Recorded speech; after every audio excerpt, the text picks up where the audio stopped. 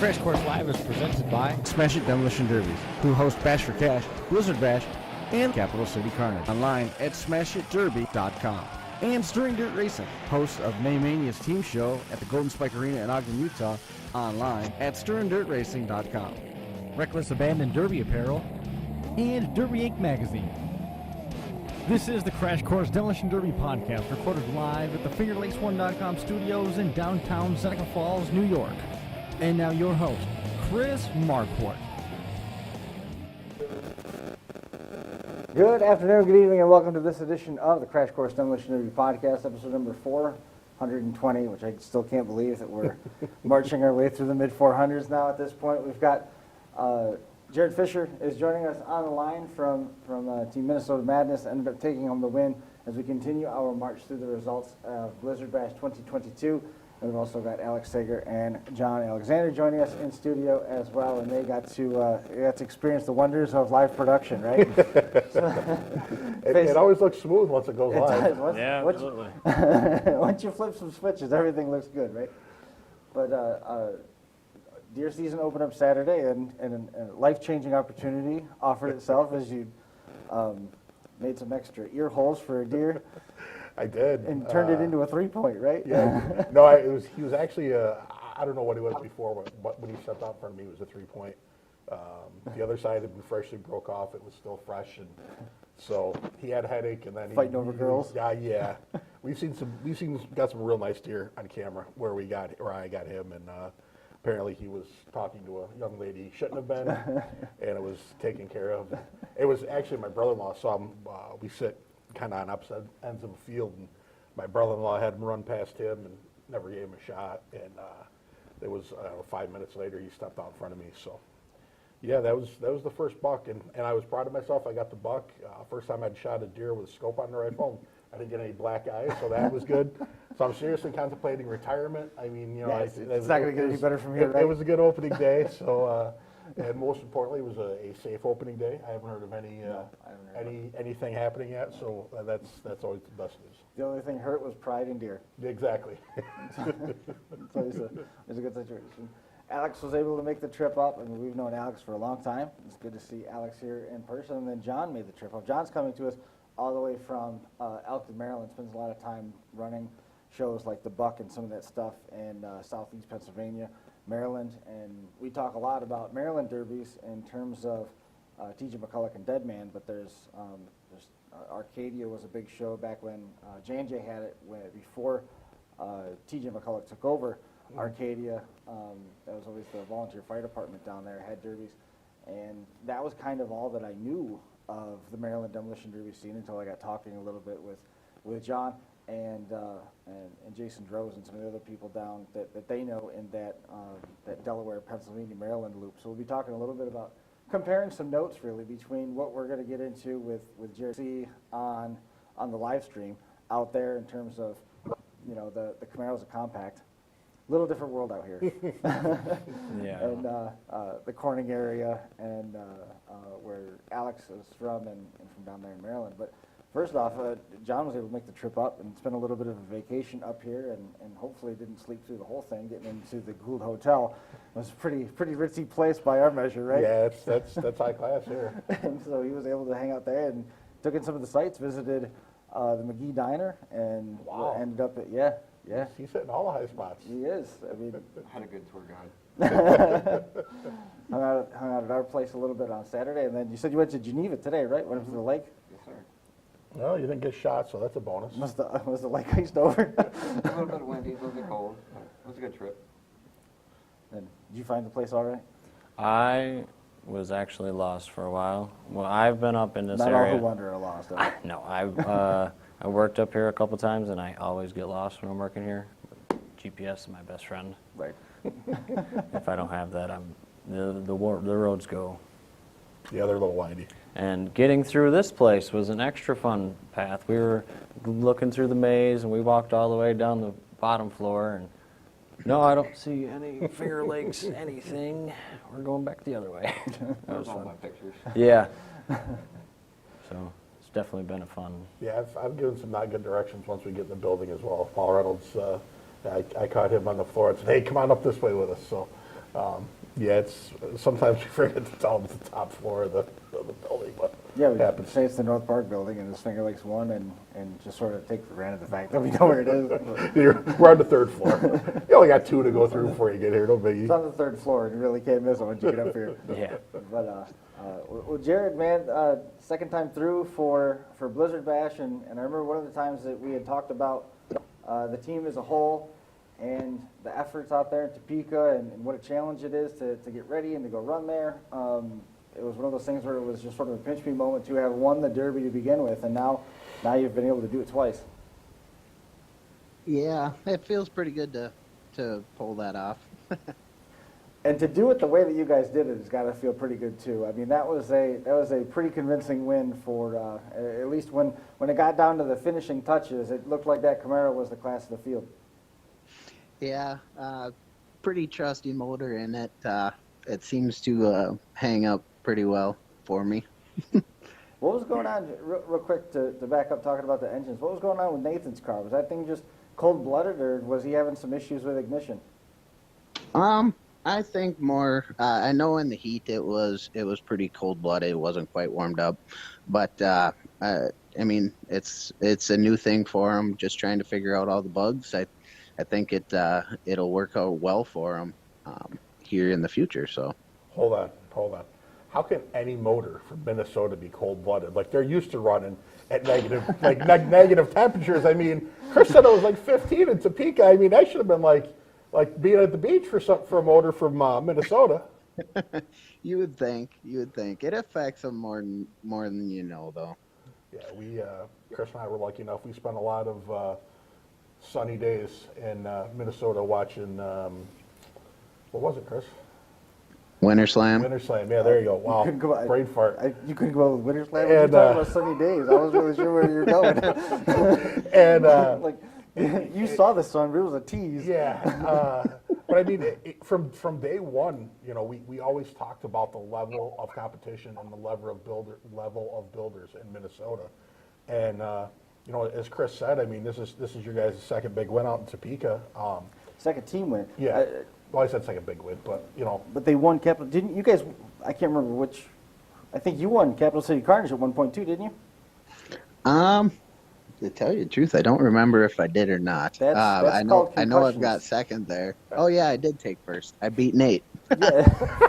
I was going to say, I thought it came down to you two junking each other.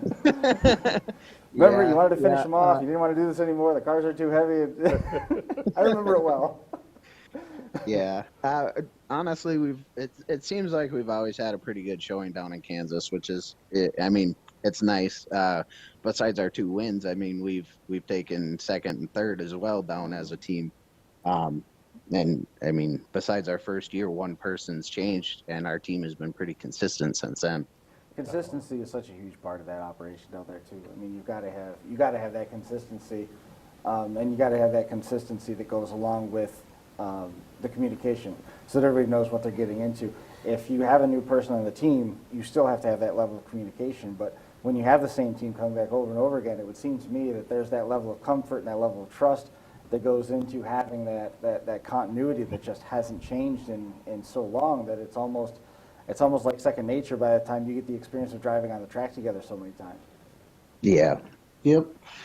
Yeah, we do pretty all right, I would say, as far as a team-wise goes. I do get myself in trouble a little bit because I tend to kind of do my own derby when I'm out there, and I don't pay attention as much as I should, which this last Blizzard Bash, I think, was the best that I've done so far.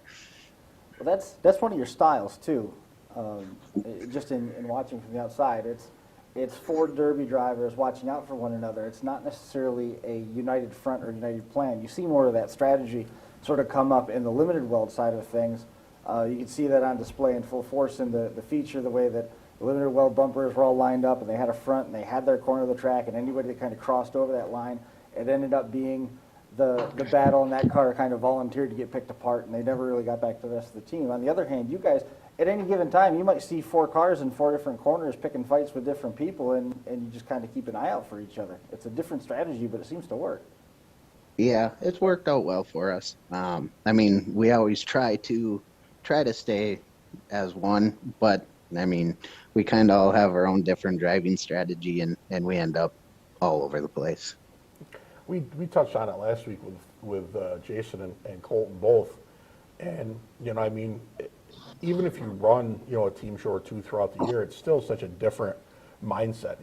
So when you're just running on your own, because I mean, even if you're running with your teammates on your own, I mean, you obviously you're going to look out for them a little bit, but I mean, what's better than beating a teammate to get a win, at a hometown fair or something? So and they both said it was definitely one of the harder parts, but obviously, you guys, it worked out well for you guys. I mean, not that your cars were ever really in much trouble because they were obviously kind of the class of the class out there. I mean, they were, you guys really had stuff dialed in this year, but it's definitely it's a little different mindset when you go out there.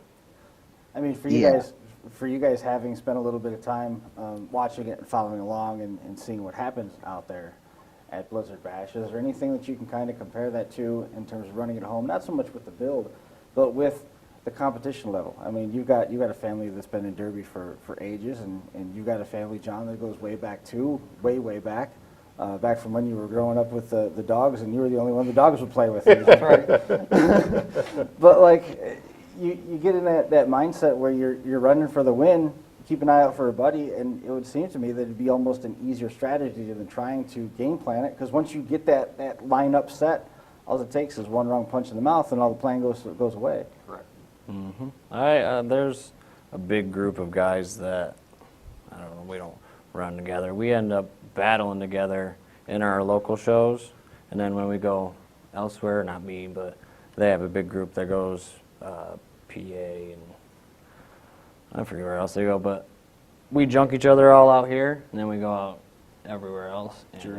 it's same way that Blizzard Bash runs out there. New York drivers are the same way, but in New York, it's a different. We're right at each other's faces. Yeah, that definitely suits. It describes it pretty well. That's for sure. Mm-hmm. You seen about the same thing in your travels? Yeah.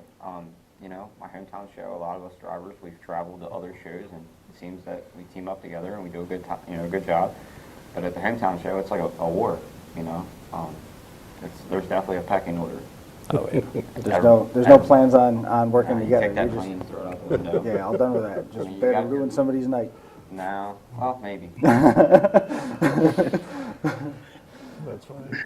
At this point for Minnesota Madness, you guys had to get your way past Levi Skillman and Kevin Ullman and Tyler Ford.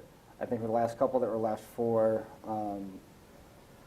It's the new edition of.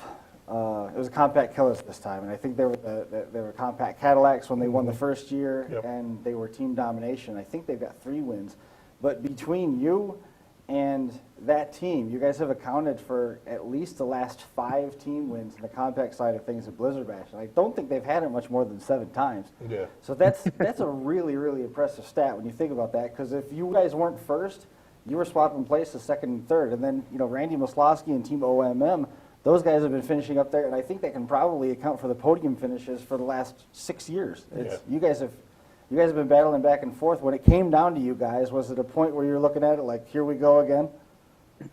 Yeah, I mean, hats off to all those guys. They all build hard stuff. And compact killers. They're good guys. They build great, just like the rest of them out there. But yeah, when it was getting down to them, I was getting a little nervous. Tried to keep my cool as much as I could, but all you can do is go out and hit and see what breaks.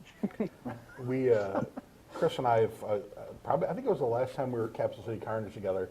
I remember walking out through the pits, and all the compact guys were like hanging out and just talking. Like Brollinger was there, Mike Koch was there. I can't remember if both you guys were there or not. But I mean, it's funny that all you guys basically know each other and are friends off the track, and run, bump into each other literally throughout the year, and then let's all go to Topeka with the best we got and battle it out. And it's it's kind of a tight knit group that goes out there and runs that show. I mean, it's there really isn't any surprises as to who's there or who's bringing what, and I think that adds to it. Because, I mean, like I said before, I mean, the only thing better than beating an enemy is beating a friend. So, I mean, I think the friendly competition really raises the level out there. Yeah, I think one of my favorite things is waiting until next year to go hang out with those guys, because honestly, them guys out there are some of the best people. I love going, and we only see each other 1-2 times a year, Yep. depending on what shows we're running. So, What car ended up getting hung inside the other Camaro? I want to say it was the Miller Camaro, if I'm not mistaken.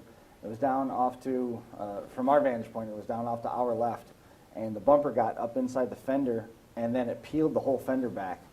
And yeah, that was me. I got hung up on, I think it was Tracy Miller's Camaro, when it was just me and one of the Compact Killer guys left. Right.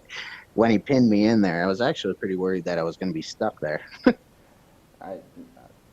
You weren't the only one.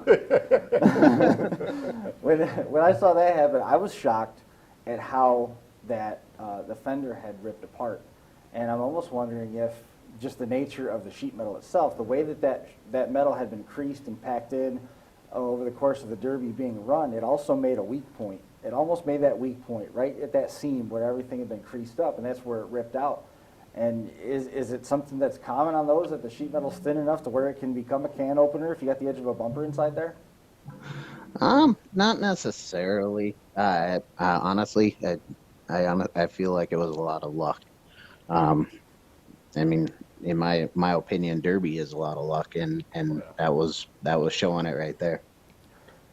Yeah, that's the one thing you definitely cannot overcome in the Derby world is luck. I mean, you can have everything prepared, in my humble opinion, everything prepared right to a T. Then some days you just have bad luck. And I know a lot of guys say, you make your own luck and so on and so forth, and I believe that's the point. But I mean, there's some times where you do everything right and it just goes wrong. It just, it's just something dumb happens. Yeah. You guys ever been there? Been there. Been there. Couple times. It's unfortunately, I think it's happened to everybody that's ran a Derby. But but I mean, and I think it also helps that everybody's got their bumpers. Like when we started, they were beat over and contoured, and now everything on a bumper is a sharp edge. I mean, every weld has come to a sharp edge. Every corner is a sharp edge. There isn't any around to them anymore. So I mean that's going to tear tin. I mean, we've seen that a bunch of times. The other thing about those bumpers is that we were seeing those bumpers walking with gouges, and when they were getting over the top of the bumpers, they had to be putting gouges like that in the engine cradles. Because we were seeing cars after the sheet metal was pushed off, they were having those same gouges and knocks put into the hump plates, which is just amazing when you think about the amount of force it takes to do that. Oh yeah, and we were watching with the crew I was watching. They were talking about the bumpers on the front of the compacts, and I'm like, oh yeah, those compacts are tough. I'm like, when you start adding fix-it plates and the such to them, they're a tough little car to begin with. Then you start adding those plates, and they're nasty. I think this is the first time that some of the guys had really paid attention and noticed that they were running Camaros. So we've obviously seen them as race cars a million times around here. I mean, there isn't any Camaros left in New York, so they've all been turned into race cars. But it's neat to see them run out there. It really is, and we've talked before. What's the next car to be the tough car? And obviously, the Camaros are it for the big shows and for some guys. There was one of those that was a T-top. Mm-hmm. That was kind of cool. For you guys, I want to double back on something that Brian was talking about in terms of the camaraderie and people seem to get in the stands, and this is the case at Blizzard Bash too, even though most of it's still family and close friends, most of them watching at home, maybe a degree removed from that. But for you guys, having been in derbies with family and talking about those circles that you've run in before, the problems and the rivalries sometimes almost fall along the lines of WWF style interpretations, where you guys are hanging out with each other. Your main rivals, you're hanging out with them in the pits, but the people in the stands that really like one guy, really like the other, are the ones that are sort of instigating stuff, and that sort of now that's taken on a new personality with how gross Facebook has become. Oh yeah. Can you speak to how you guys have seen that in your derbies at home? running with family, running with friends, running with full grandstands at the county fairs? There was the last Chemung County Fair. It was the first year that they got rid of Stony Roberts, and we brought built cars. And there was a bunch of Stony Roberts cars that come back, didn't read the rules, and there was a bunch of the built cars that showed up, and it was the built cars that were all parked together, cutting each other's stuff apart, and then come back out, and everyone in the grandstands wanted those cars to battle. They're like, those guys have the cars to be a battle, why aren't they battling? You guys weren't paying attention. Nope. Yeah, that's we've all definitely seen that as well, But I know you've got stories like that. I know you've got good stories like that. I'd rather not say anything. I can only confirm, because I was in the grandstands paying attention to what was going on in the pits, and then these guys are just stirring. They're like, all of these cars, there's not all these cars, there's 6 cars for each class, because it was not a great show out. But everyone was there to watch the Derby, and they got a Derby. What it panned out to be. Are you guys out of Camaros at this point, Jerrid? I could use one or two as long as they're decently clean. Yeah.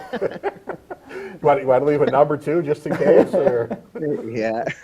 If anybody's wondering, I've got his number. We can pass it on if that's okay. Yeah, just posted right on the Facebook. Yeah, they're not super hard to find, but they are getting more difficult to find. And my biggest thing is I don't want a rust bucket. Something, and with being in Minnesota, that's kind of hard to find. But I mean, if you go by the Ohio standard of building, rust fixing that's a key to a good solid car is the proper fixing of rust. Even if the rust isn't there, it's proper to fix it because it might have rusted there at one point. So we've seen that a time or two as well. Yeah, I don't mind a little bit, but I mean, I don't want to spend 6 months just plating that rust. Yeah, I know. Nate Mindorf actually put up a post today about, hey, guys have been sending me, things for $400 and $500 Camaros. So I could use a couple of them. So if you still got them, let me know. But yeah, it was funny. Was there, not completely change subject, but was there some Ford Fairmonts out there in that class? There's a Volvo wagon. Yep, I saw that.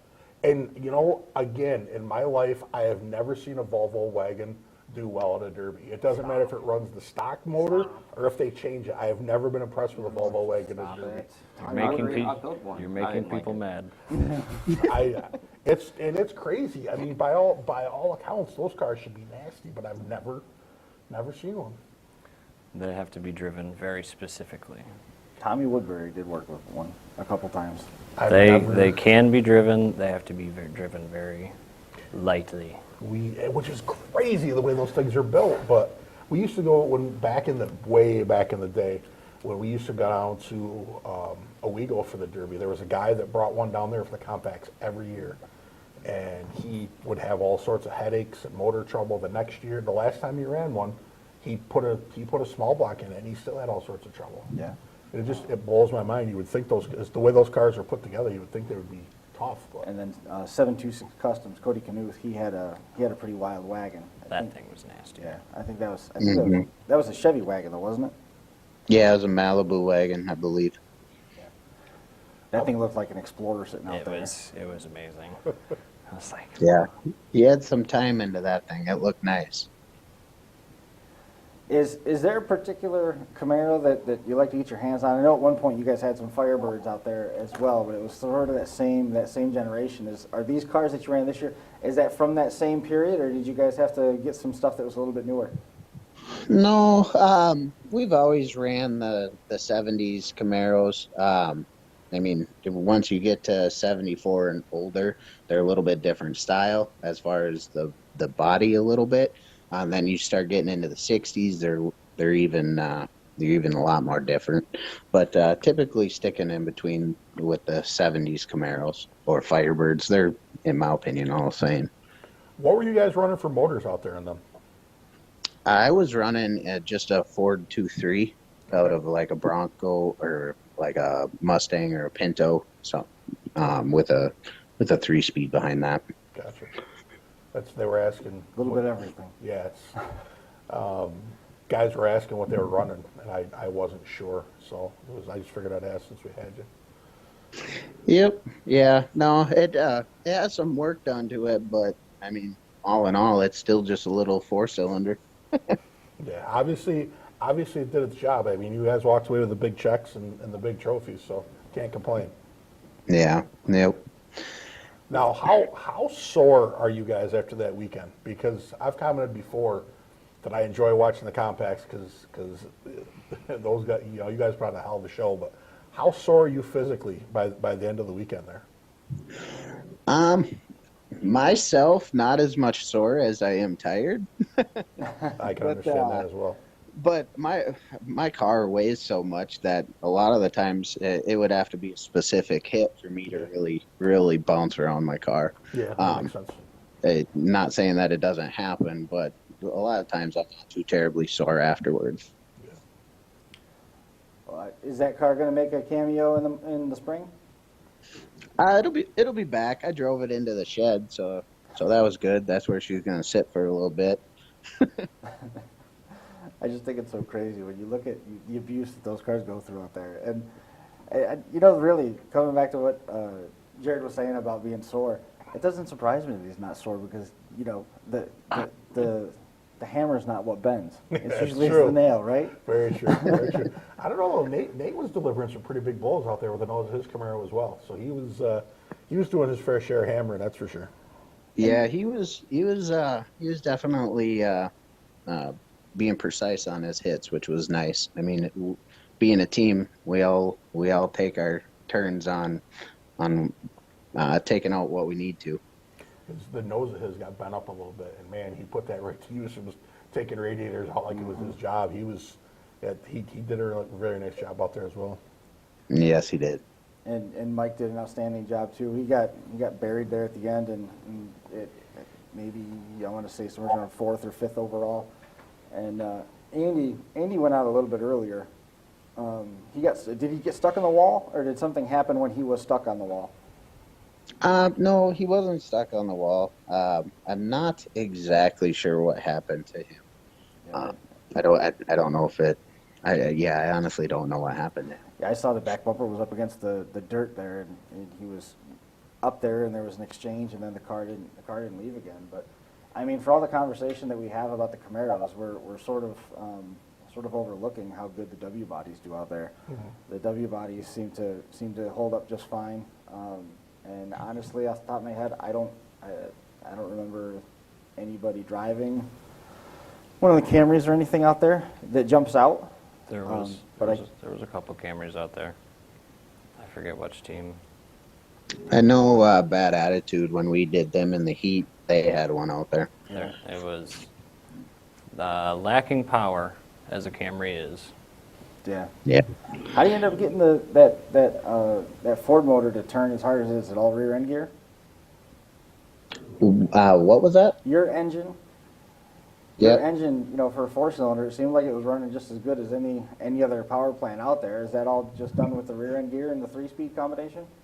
Yeah, a lot has to do with the gears. I don't know if you noticed too, is I double clutch a lot when it starts getting hot like that. I'll rev it up, drop it, and then rev it up again and drop it again. But it lacks power once it gets warm. But it does its job for me. And it's crazy. You need to get some hand signals to explain that to me, because I didn't notice it. It's crazy that for you guys that are coordinated enough and talented enough to run an auto or a standard transmission in a derby car. I mean, it's awesome to watch because those cars are usually making the most speed as they're going across the track. But and have the wherewithal to double clutch it. Yeah, I mean that is pretty darn impressive. Everything that's going on to run a manual as well. So that's awesome. Well, what's nice about what we're running is it shifts just like an automatic. It's just the clutching time in there. I don't have to try to find my gears. It's first and reverse, forward and backwards. So it's not too much different than driving an automatic. It's just you got to deal with the clutch. Now, what do you run for end gears? I think I have six somethings in it, but I don't remember exactly what. So it's pretty steep. Do you run a chip in your motor as well, or do you just let it eat? Do I what? Do you run a chip so it can only turn so many RPMs, or do you just let it eat? I just let it go. That's what I like to hear. Yeah. That's what I like to hear. It only goes so far. Yeah. Yeah. Once the valves start coming out, it's Yeah. you're not going anymore. It's all good. Yeah. Yeah. I've dropped a couple. Yeah. Yep. I've never actually dropped a valve, but I have seen molten pieces of metal come out of my stacks before. Yeah. That's when I knew I should probably get the job done quicker. Ease it up. Nah, definitely not ease it up. What do you got? Yeah. Okay. All right. Perfect. Well, we're running out of time on the Zoom call. I apologize for cutting that short. I can't believe how fast the time went. Jerrid, is there anybody that you want to make mention of here before we let you go? Basically, just want to say thanks to my team. I mean, as we all know, it's a group effort, and we're gonna keep hanging in there. See how much we can take on here in the future. Awesome. I appreciate you making some time and sticking with us through some of the challenges. Jerrid, we're going to let you go at this point. Congratulations. Congratulations to the team and everybody out there with the compacts. It was an outstanding show once again this year, and looking forward to catching up with you when we're all out there again for Capital City Carnage this spring. Awesome. Thank you, guys. Appreciate it. So let's roll the break here. We'll get that killed, and we will be right back. And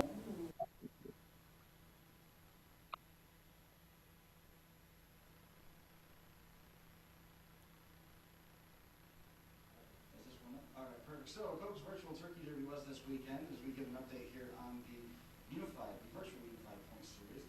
The Leonard Well class, so you can see the points there. Leonard Well, Anthony Hernandez in the double points class, 20 points. Roddy Burns and Andrew Hernandez in the kicker class. Leland Wardell picked up a pair of wins. He got first in the kickers over James Larson, Ben Hansel, and William Moody. In the 80s wire class, Wardell went in over Randy Lewis, J.J. Jordan, and Dylan Blackburn. Kyle, the Hitman Owen got the win over Alex Seager and the ref. in the 70s wire class, that puts the Hitman on top with 90 points, Andrew Hernandez with 82, Anthony with 72. We got some tiebreakers here heading into the last event of the year, December the 10th, December Devastation at Vito 324 Gaming. So at this point, Hitman does not have the title locked up. Andrew can win the championship if he shuts out Kyle Homer in the double points class at December Devastation. Anthony Hernandez can wrestle that away with a double points win. He shuts Kyle out. Hitman can lock it up, though, if he scores any points on the board. And then Earl Raff back there in sixth place, Michael Coons, 52 points. The tiebreaker, Colin Wiley, 50 points with 3 wins over Herb Elkins. Alex Seager jumped in the top 10 with 44 points. And again, Johnny Shanks, he's got the tiebreaker over Earl, 56 points, but he's got 4 wins on tour this year. So at this point, the Hardcore Cleanup Show is the last recorded show for the Unified Point Series. J.D. Lorene is on top with 202 points, set a new record for most points scored on the series. Steven Sickles with 148 points. He's locked into second place. Scotty Drevenak is trying to lock up the third place with Coke Promotions. Turkey Derby coming up as the final event coming up this Saturday.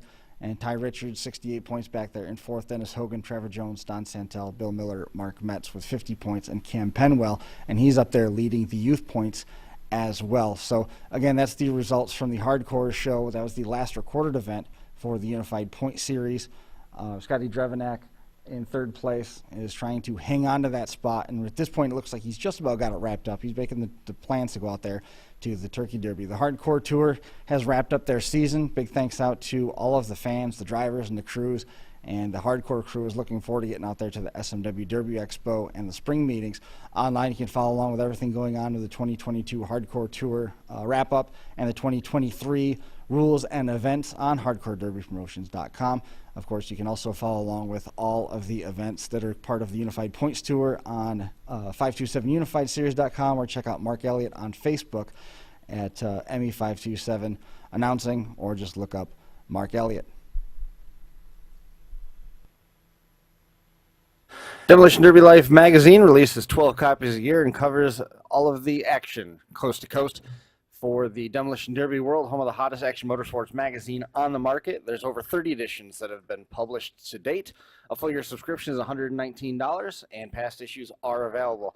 They should be coming out with another release here in the coming weeks. Make sure you jump online and follow along. Find out more about Lexi Droz and everything going on with Demolition Derby Life magazine on demolitionderbylife.com. And $50,000 going home with Team Extreme Ski for winning Blizzard Bash. Ryan Songalewski, Colt Newhoff, and Jason Brodzinski on track. Jason Brodzinski taking the overall win. Rhett Galui part of the team as well, getting past a very game Chris Collins for Team XP Derby Products in second place. Zach Johnson, Troy Johnson, Jared Heaney joining XP Derby Products. Team Kansas, third place overall. Chad Markley, Justin Montgomery, Brent Clemens, Barry Clemens. Justin Montgomery was third place in the individual standings as well. Team OFT is going to be in the national draw now. Blake Thompson, Darren Burke, Charles Billman, and Colin Sleazer, along with Team RPM Redemption, who was second place in that qualifying bracket. Tyler Hunter and Rick Quas and Derek Creetlow, third place. Dalen Brown, Cody Brown, Eric Jeffers, and Harley Miller on that team as well for Team Realistic Derby Project. On the Limited Weld side of things, the road to the win went through the nose of Mason Larson's machine. Mason helping lift Caddy Nation to the win in the Limited Weld bracket with Rob Hewer, Trey Hewer, Teddy Papadopoulos taking third place overall. Team Ass Kicker was next. Zach Ponzer, Brett Stringer, Brady Larson, Eric Toddy. Derby Tees was third. Lucas Pritchett, Lance Pritchett, Andrew Carmichaels, Alan Winters. What a feature that was as well. Compacts, Minnesota Madness back on top for their second overall win. Jerrid Fisher taking the overall win in the individual standings. Mike Cook, Nate Bendorf, Andy Oxa. The Compact Killers, Kevin Ullman, Tyler Ford, Levi Skillman, Adam Reese. And Team Last Minute was third. Nick Bergen, Josh Bergen, Dan Hansen, and Cody Hasey. Again, you can go back and watch all the action on DerbyNation.tv. And on the individual side of things, the mod class, Josh Hutchinson getting the win over Kevin Mitchell. Aaron Harrington was third. Trucks, Tanner Duffing, Kelby Miners was second. Cody Reynolds was third. Linderweld, Ryan Schaffner, Brody Rumble, Bryce Lanou. On the youth side, Lucas Russell, Jaden Miller, and Seth Gluey. All the information that you need is available online at Smash It Derby. And we are back. So, yes, to answer your question that you had, you are being bullied online. I figured as much. It's mostly people with the same last name as you. Yeah, that's usually how it goes. They're usually very, very mean to me. It's fine. I'll get over it into my own little way. I actually had a chance to peek at that, and somebody online was asking which one was Alex, and your brother adoringly said, he's the ugly one. To which the person replied, which one's the ugly one, which I thought was very appropriate. Oh, yeah, we got a couple of mugs up here. But, I mean, we were talking a little bit about the rear-wheel drive Camaros and the engine swaps and stuff, and it's almost hard to wrap your mind around where the compact show started to where we're at right now, where you're talking about motor swaps and transmission swaps and being able to get multiple runs out of a compact, because initially it was just a throwaway sideshow. Mm-hmm. You know what I mean? You know, just kind of tell me a little bit about some of your experiences. You guys have a full-fledged derby operation out there with you know, between your dad and Cal's out there. You've got cars that are coming in to be built here and there. Your brother's active. Megan's probably the best driver out of all of you. It's not probably. She definitely is. As far as statistics go, she's checked the bar. But I mean, you guys are doing that stuff out there. You got engines on the floor, and you're dropping subframes and doing all that stuff out there too. Oh yeah, absolutely. It's mostly we buy this car, and this car's motor's junk, and we have the motor from the last car that wasn't junk. And anytime that we buy a car that has a good motor, whether it be rotted out or whatever, that motor, if the motor was good, that would be saved. So it's not like we're pulling a Camry motor out and putting in a W body, or putting a W body motor in a Camry, which has been done. But we're not doing that because it takes a lot of extra things. But we're taking good hearts and putting them into good cores, good bodies. Are you running any place that's letting you throw cradles on those? Lee does, but there's very few shows that allow the cradles. There's Troy, and then there's Twisted on the Hill, which is not a sanctioned thing. But right. They're working out of their annual, at least. Mm-hmm. That was just this weekend, wasn't it? Yes, it was. I thought you were bringing a car up for that. No. You're a fierce rider. I told you the situation. I don't do well in the mud. Yeah. He's How got to about have the cold? mud If the or mud cold. freezes. Yeah. Actually, I don't think that it was that muddy, but there's all compacts out there. They had a good time. Last time I went out there, I did not have a good time. Took big old tires to try and get through the mud, and Lost a big old tire. Where did the big old tire get lost to? Did it get wedged up? It was just kind of under the car right here while I was trying to go that way. Yes. It's a handy spot to have a tire. Yeah, So I had a front wheel drive. yeah, it does not. It just makes a lot of noise that makes me mad. And some of the shows that you go to, John, it allows some of that other stuff to get through, and sometimes you get a little bit lucky to maybe take a piece of, I don't know, stop sign rail and tuck it into an open hole and make it look like there's something there. It's just to get them knocked off the trail on a compact. But are you doing something along the lines with the engine swaps and the small stuff out that way? No, not the small stuff. It's been a long time since I've even ran a small car. I'm actually going to run one on New Year's Eve at the Buck. Their New Year's Eve destruction derby that they have. But, you know, I'm an old iron guy. That's what I prefer. I'm not going to put a bunch of time in a little car. I'll destroy that thing in minutes. I know the limitations, man. He says that so he loses a wheel and he's got that compact sitting in his I've yard. played that like, game for years. I could fix this thing. No, I've done that for years. Like, I'm not even wasting my time. Just run it, have fun, on to the next one, if there is a next one. Is that New Year's Eve show the one we were talking about building the second car for? Negative. That's not the one?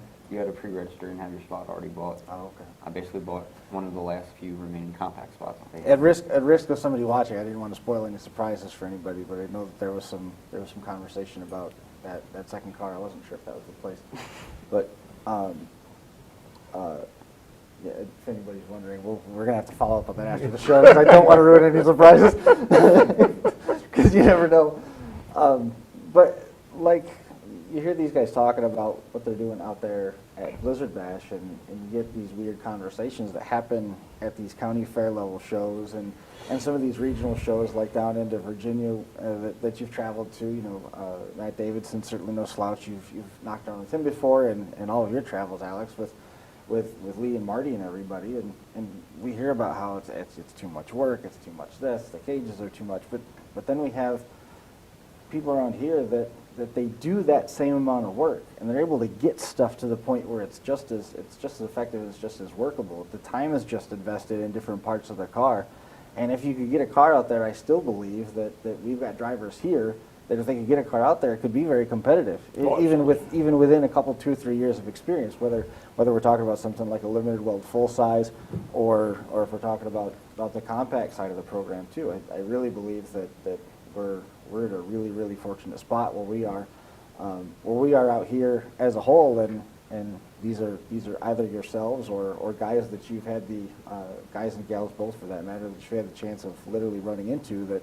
You can probably, a couple names as we're just talking about this are coming into your mind. Mm-hmm. Not to But step you're on not going to say them. not to step on any toes, but I mean, you know, we claimed Team America when they went to Topeka. I mean, we claimed them as, you know, an East Coast team being from Pennsylvania. I mean, they went out there, and I think their first time there, they won the qualifying side and went to the Nationals the next. Okay. They didn't have as much luck in the Nationals, but they were there. They did it. First or second year anyway. Yeah. First or second year. I think it was first year. I think it was first year. Because they did that, and then they went back out. Mike and his brother, or Brad Tyson and his brother, went back out there for Capital City Carnage. Right. They won. And Brad's brother won it. I almost think it was in Brodzinski's car. Yeah. Yep. He went out there and took that out there In and the mod just class, just drove it. But no, I absolutely. I mean, you know, these guys are, you know, we've heard of both these gentlemen's names a lot, and there's no doubt guys from this area could go out there. It's just, I mean, it was, you know, I know when Team America went out there, Brett hauled them out on one of his car haulers. Mm-hmm.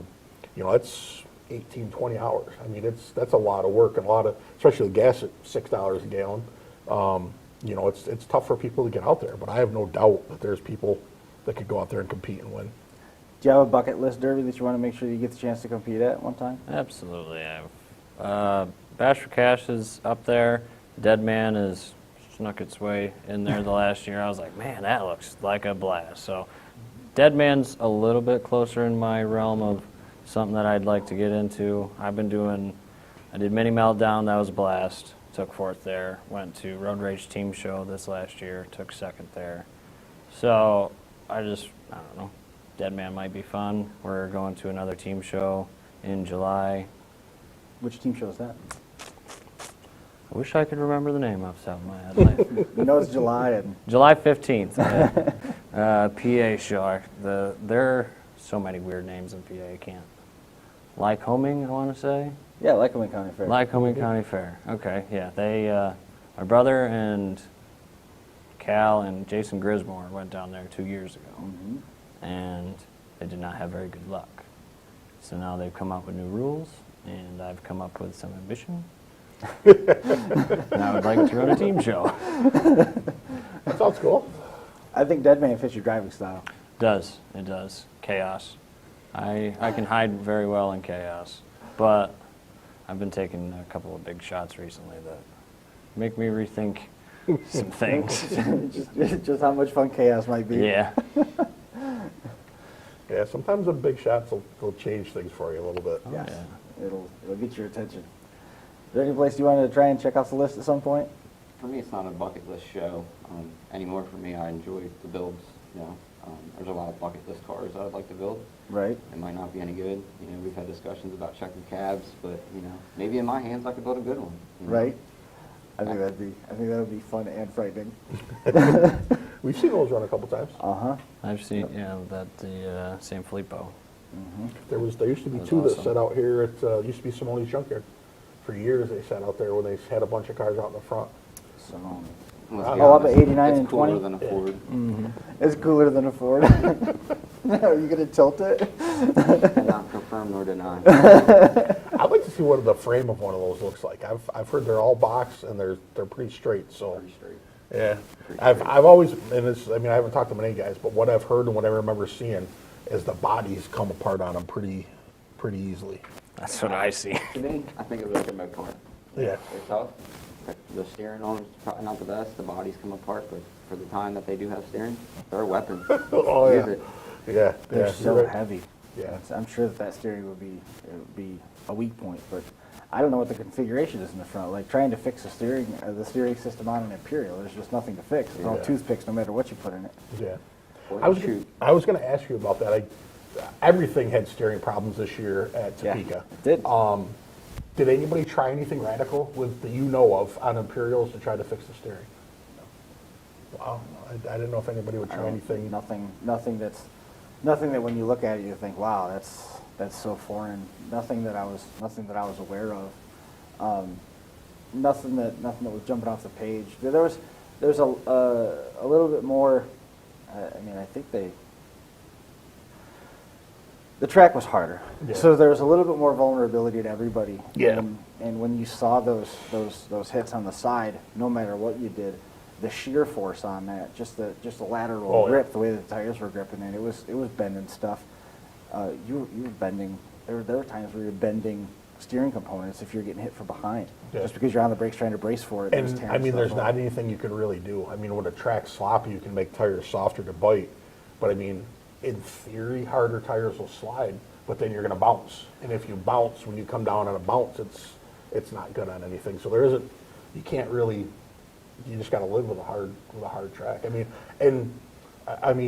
let's be honest. We're happy that a track was hard and there was bite and there was, because we have seen, the opposite, and we Right. have seen them have to fight with it. So it was great to see that the track was, but it's just one more thing that adds to the challenge of winning out there. And you can correct me where I might be wrong here, but I like the fact that the track was still at play. The wall was still at play.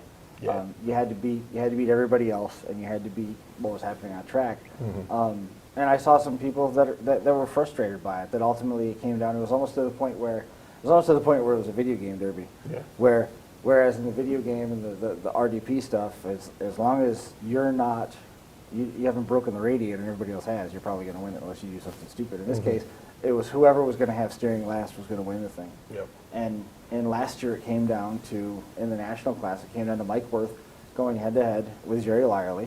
Mike had the angle more than anything, Yep. and ended up winning it over Jerry Lyerly, taking nothing away from either driver. But No, not at all. the steering was out of both cars, and it was going to be out of them. It was a Ford and it was a box car Imperial.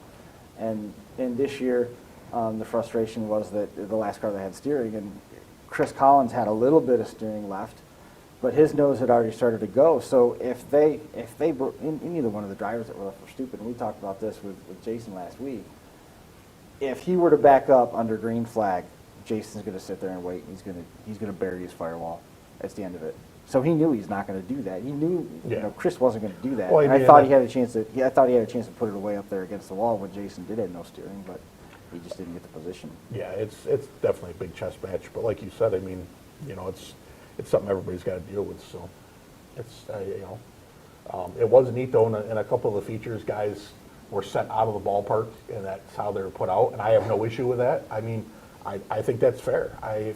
It doesn't happen as much as when we first went out there, when the walls were more angled for that. I mean, you had to work to get somebody out. Yeah. And I mean, if you get in that position and somebody can do it, that's more power to them. I mean, but it was, the two that I can think of right offhand. I mean, they were sent out of the park. There was no coming back. It was done. And luckily nobody got hurt, and the show went on. So, but it was neat. It was a new part to the show. Beneficial part to the show. Yes. Kept it interesting. Definitely. And there were some complaints, and I don't know, you guys watched the show as well. There were some complaints that the show was longer, that the pace was different. And I think the reason that is we have taken this Blizzard Bash and we keep funneling it down and funneling it down and funneling it down to what works and what doesn't. So it's a very narrow scope of what you're going to do with the car. It's a very narrow scope of what you want your car to do, what the driver talent has come up to be, what the build quality has come up to be.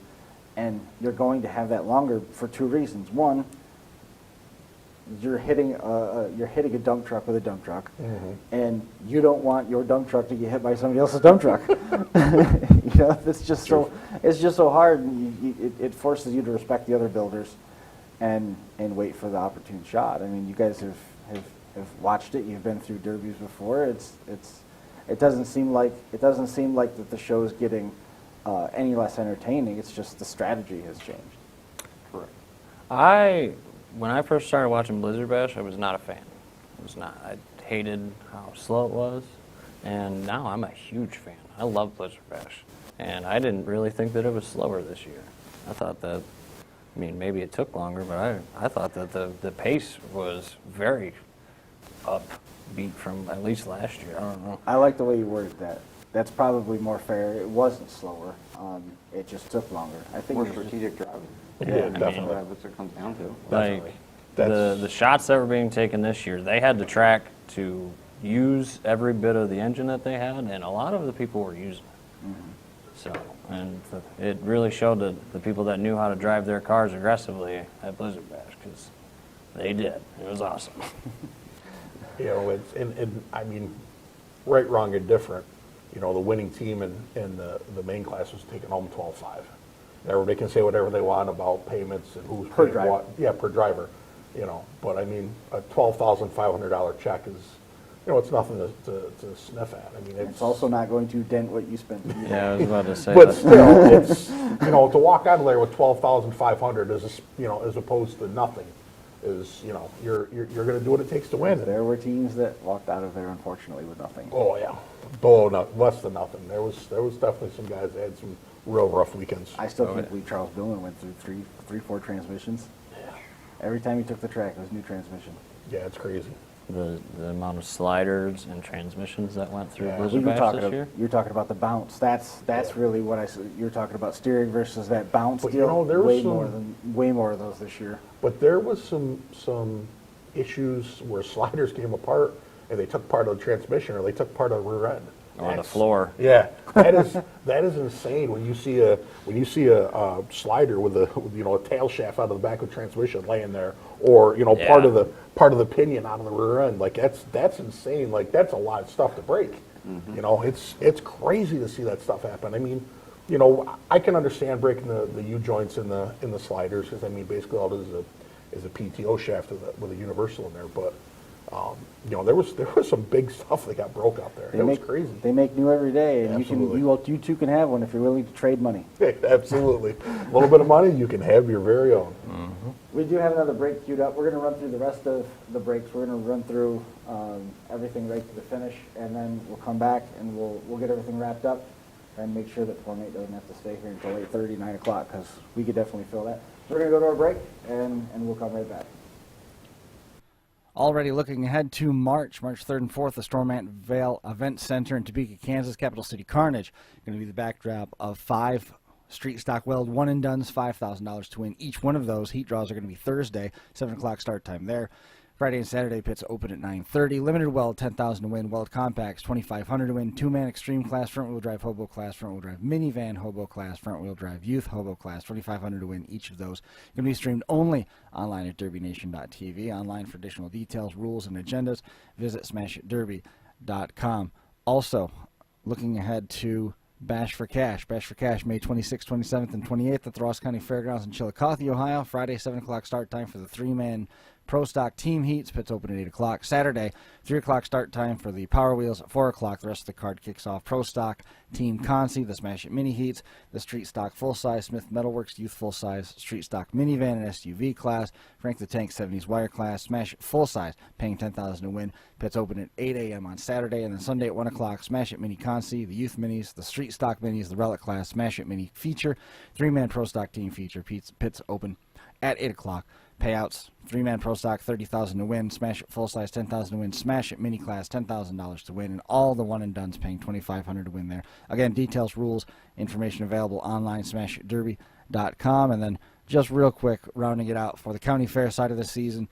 The season has concluded, and big thanks out to the dozens of partners, fair and staff, drivers, and fans who helped make the 2022 season successful. Looking ahead, Smash It will be at the annual SMW Motorsports Expo and Promoters meetings coming up in April. Looking forward to that. And then as they finalize their schedule and their season rules, make sure you follow along, smashitderby.com. RPM Group is a progressive waste management business serving nearly 4,000 residents and businesses around Owego, New York. RPM Group can take care of all your waste management needs. Boasting a fleet of 2 roll-offs and 6 garbage trucks, RPM is fully insured and ready to serve. Ask about asbestos abatement and surveys, interior and exterior demolition, private parties and foreclosures, curbside trash and recycling, all that and more. Click or call, ask for Corey, tell him you heard about him here at the Crash Course Nationals, rpmgroupny.com, or 607-223-8714. Jeffy's Fab Farm in Fredericksburg, Virginia specializes in all of your demolition derby needs. We've got you covered from bumper to bumper. Whether you need headers, shifters, harnesses, fueling systems, or complete turnkey setups, jeffysfabfarm.com can help. We've even got a Canadian branch to help our northern customers. With over 16 years in the industry, we've got the knowledge and experience needed to provide the highest quality parts and put you in the winner's circle. Visit our website today or call Jeff at 540-907-3390. Fabby says the best parts come from the farm. jeffysfabfarm.com. Where'd you go? We did a derby. Ow, my head! You want to do a derby?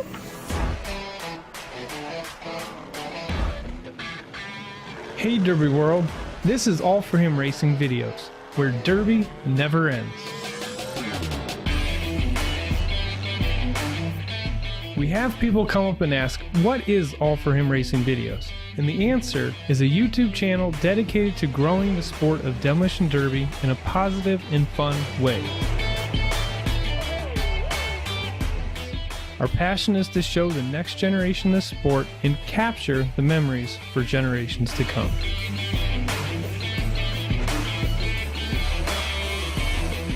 We're just trying to show that you can be a Christian, do crazy and exciting things like demolition derby, and just spread the word.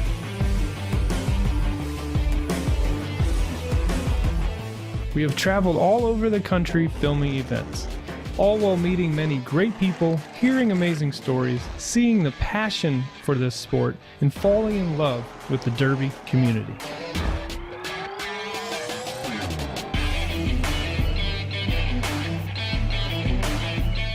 We have grown to be the largest demolition derby channel on YouTube across the world, with millions of views within our large library of videos.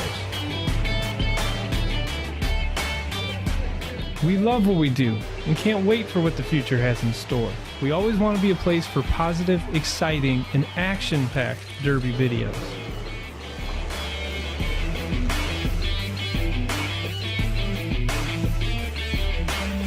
Thank you, Derby World, and enjoy the videos.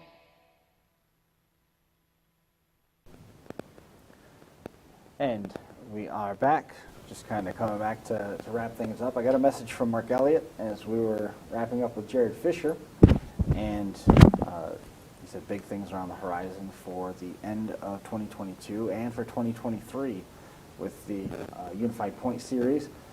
He is going to be going on All For Him's racing podcast after the season ends with some big announcements and a big opportunity for a driver next year on the Unified Point Series. So I'm anxious to see what that news is, because the spreadsheet picture that he sent me has the champion marked paid in full next to it already, and they've handed out some pretty serious money the last couple of years. So that's going to be neat to see what develops there with All For Him and in the 2023 Unified Point Series stuff. And I mean, we saw a record-setting year for J.D. Loreen this year, and Steven Sickles, as he was trying to chase number 2, the most, I believe it was the most wins. It was definitely the most points amassed by anybody, and there's still one more opportunity for him to add to that total coming up this coming Saturday at Turkey Derby. That's Koch Promotions, Jason Koch and Tiffany, and they just wrapped up the virtual version of it here we talked about during the break earlier. So that's going to be something to watch, because when Mark says he's got big nose, it's usually legitimately big news. Yeah, I heard that he's going to try to do 3 derbies every weekend from April till August. So maybe he's going to have like 75 I'm not shows. sure if that's the news. J.D. Loreen's heart just stopped. He's like, please no. Mark's going to have 75 to 80 point shows next year. So he's going to go from Maine to Arizona. Stop. That's one of the things he was trying to control is to make sure that he has some quality control built in and shorten the schedule up this year, and so that he could be at more of them himself. And he was, one of the things that he sort of was lamenting was, is it worth it to say, look, if you pay the fee, you have a show, send me the results, and call it good, to make sure that they didn't just end up having, a bunch of backyard derbies paying the fee so that they could accumulate points for stuff. You have 6 cars out there, you want it to be double points, and you just throw a $10,000, $15,000 winner share on it for 6 cars, and all of a sudden it's double points. It's a little bit of a different situation. But I support him in whatever they opt to do, man. It's gonna be good. So the live chat was hopping. You have internet celebrities like Logan Paul and Alex Seager, and come on the show, and all the fans come out and offer little snippets of what happens, and they want to know about the time he took a nap in the car.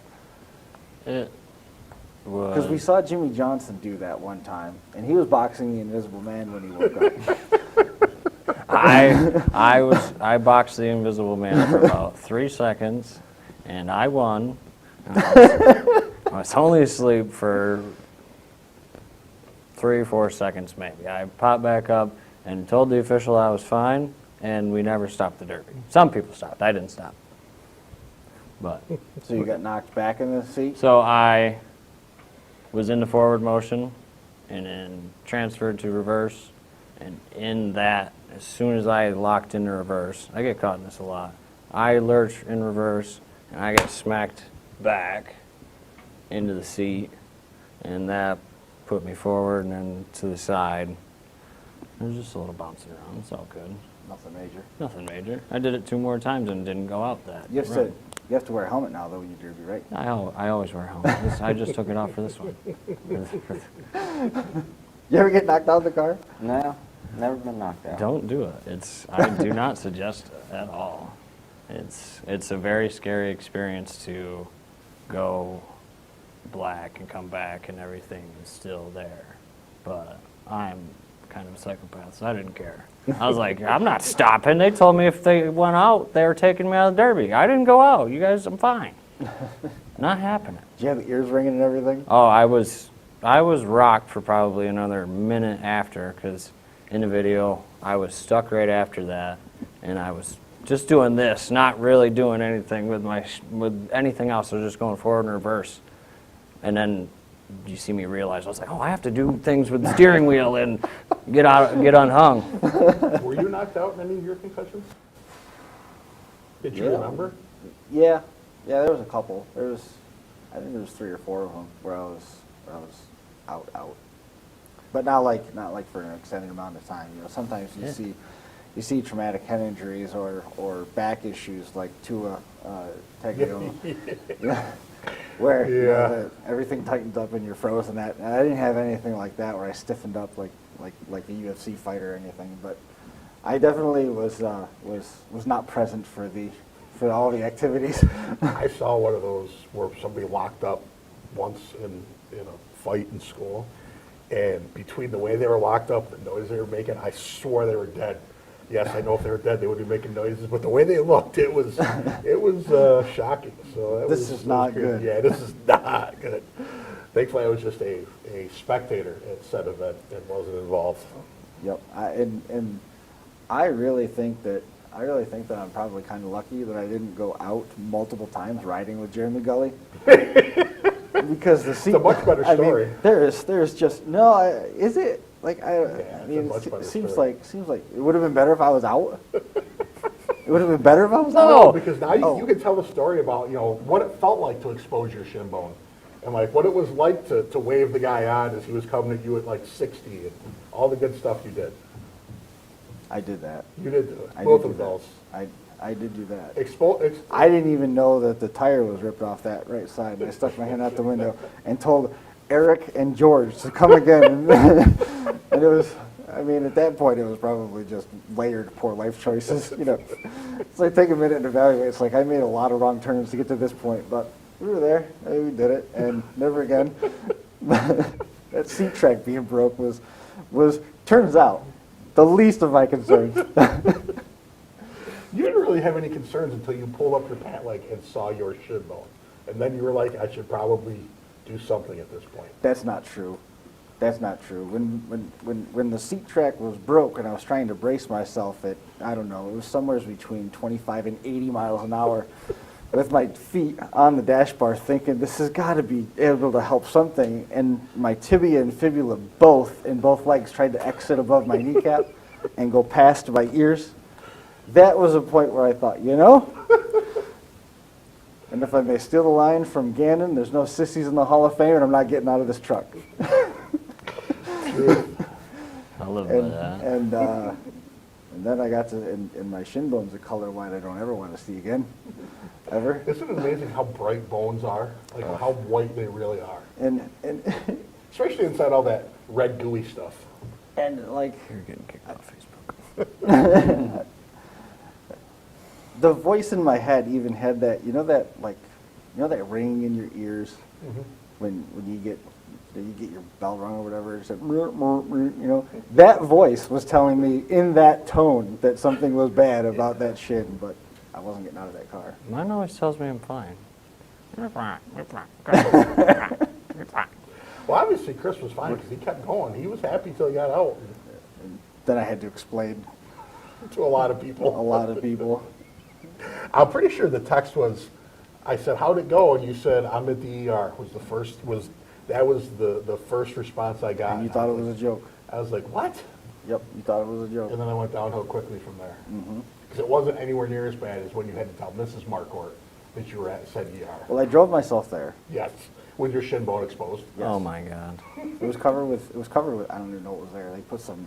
It was like some Scotch tape and a cotton ball in there or something.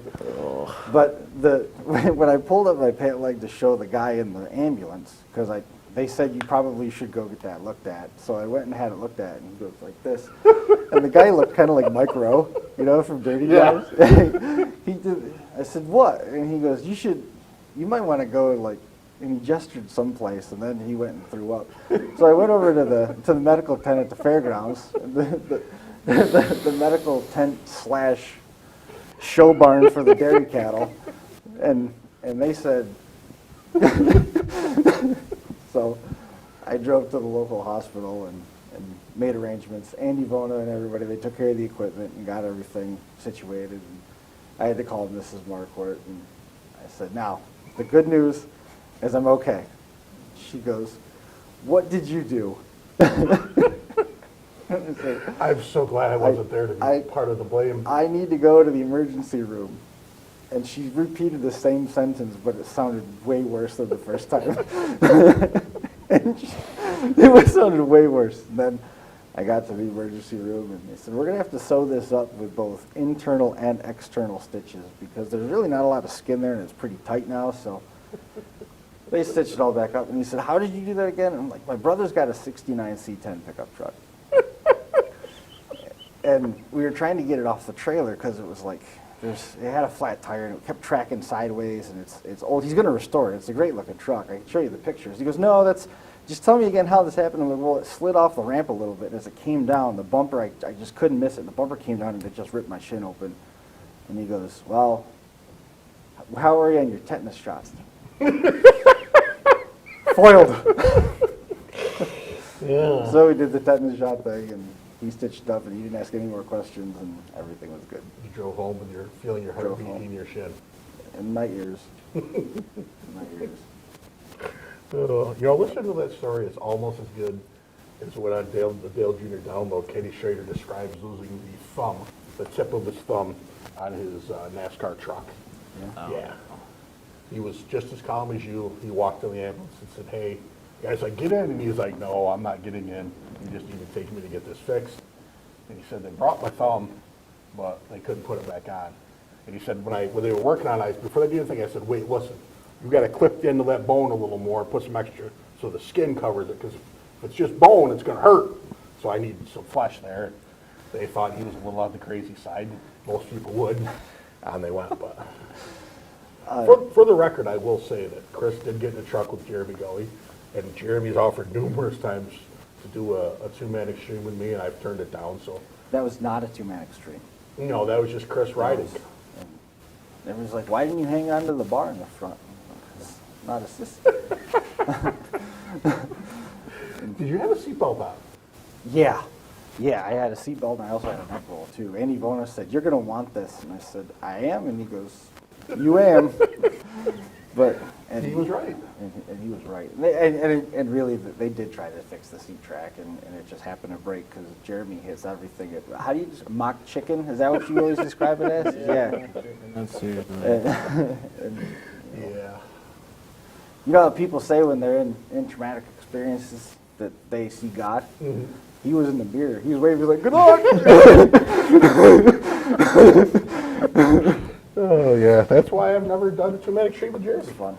Love Jeremy, but I would not get in a derby car with him or truck. Josh told me, he goes, you got to work up to something like that. You got to start with compact. Start this a little bit softer. I'm like, I did it. Like, I went to the top of the list, checked the box, I'm done. I don't have to do it again. Yep, never do it again. I'm retired. It was, yeah. But you got a story for the rest of your life, or at least till the CTE starts, then you probably won't have any story. I think I'm getting closer. Are you? Yep. Yeah. I mean, I got to tell you, Brad, it's That happens. yeah.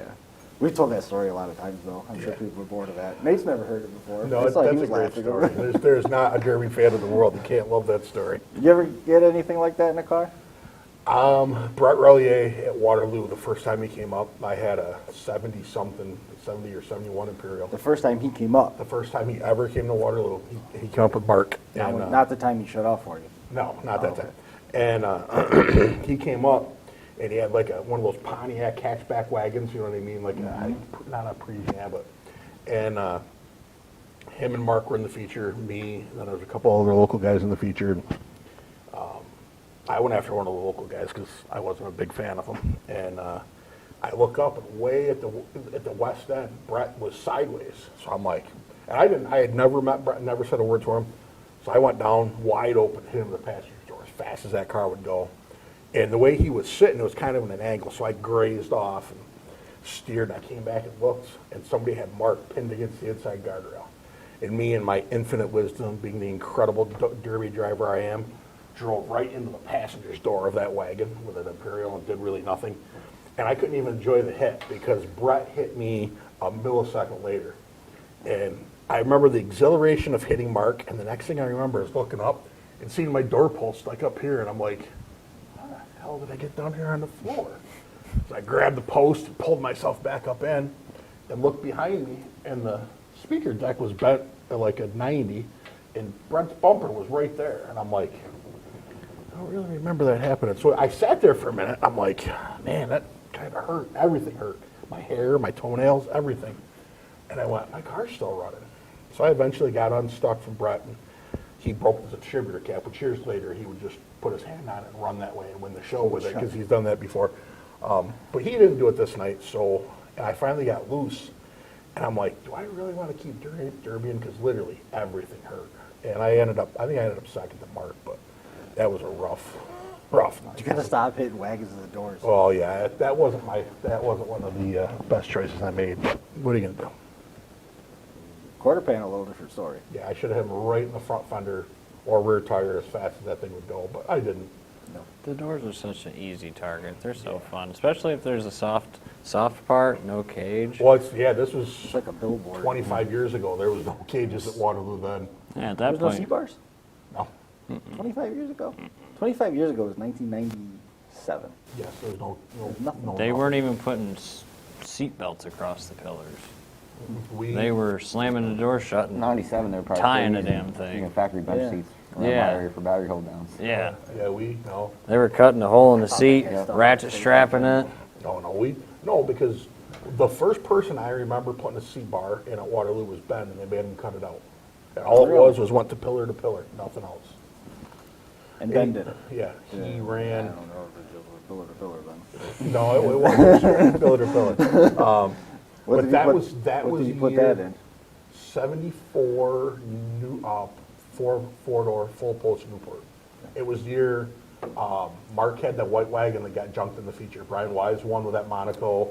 Brett was there. It was the Saturday night of Brett knocking the shit out of me on Wednesday night. Yep. So it was one of the best features I ever saw in my life at Waterloo. Yeah. Harry had that blue round back that was mint. Wasn't anything wrong with it. It was a beautiful car. But, it is. It sure was.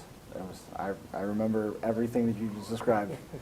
And I enjoy it all I can because it's all going to go away. Absolutely. What do you think? That time? I think so. We covered a lot. Thank you for coming up. Absolutely. I hope you enjoyed your time up here and Oh, yeah. vacation. You got to see the sights of the bustling metropolis of Seneca Did you Falls. show them the and dump? The north. I think they could see it on their own. I just try to make sure that's like. They the did not go highlight. to Del Lago. Well, I think he's going to be going to the Lago. I might be. I might be. I think so. I don't know if I'm going to have to drag her out or drag my ass in there. Right? Either way, it worked. You're going to go with them? You just got to pay for gas to get back. Well, again, I appreciate you coming up and hanging out with us for a little while, and hopefully you enjoyed the stay up here, the vacation, and getting to come on and talk a little bit of Derby with us. Thanks for making some time. Absolutely. That's going to do it for us on this one, episode number 420 in the books. Appreciate everybody tuning in. We're going to be back again next Monday here at the Finger Lakes 1 Studios in Seneca Falls for episode 421. We'll see you then.